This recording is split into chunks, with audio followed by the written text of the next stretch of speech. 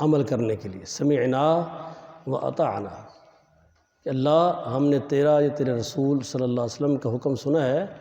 اللہ ہم ایمان لائے، ہم نے اطاعت اختیار کر لی، ہم نے وہ بات مان لی۔ میرے بھائیو، یہ دین بڑی قیمتوں کے ساتھ ہم تک پہنچا ہے۔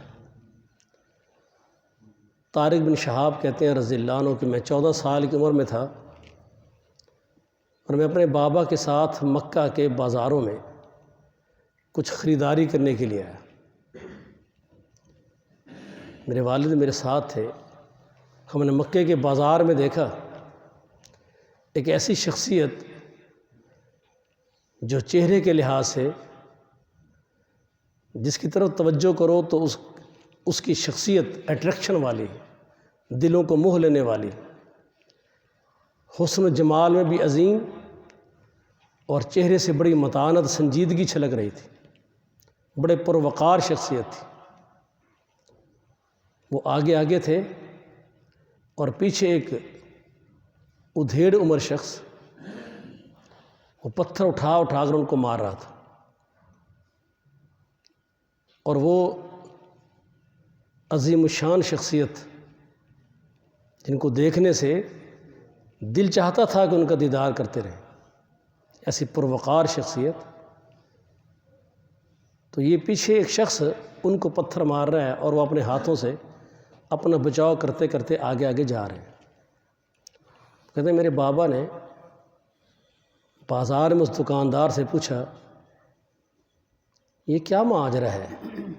ایسا کیوں ہو رہا ہے، کون ہے یہ؟ انہوں نے کہا کہ جس شخصیت کو تم بڑی مسحور کن شخصیت سمجھ رہے ہو، یہ عبداللہ کا یتیم بیٹا محمد ہے صلی اللہ علیہ وسلم،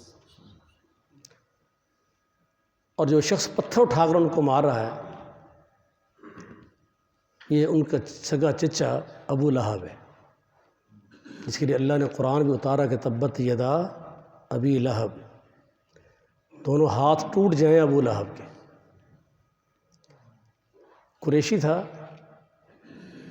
نبی صلی اللہ علیہ وسلم سگا چچا تھا۔ طارق بن شہاب کہتے ہیں میرے ابا نے پوچھا کہ ایسا کیوں کرتا ہے یہ؟ ان کا اس لیے کہ محمد علیہ السلام ایک دین پیش کرتے ہیں جس میں وہ فرماتے ہیں،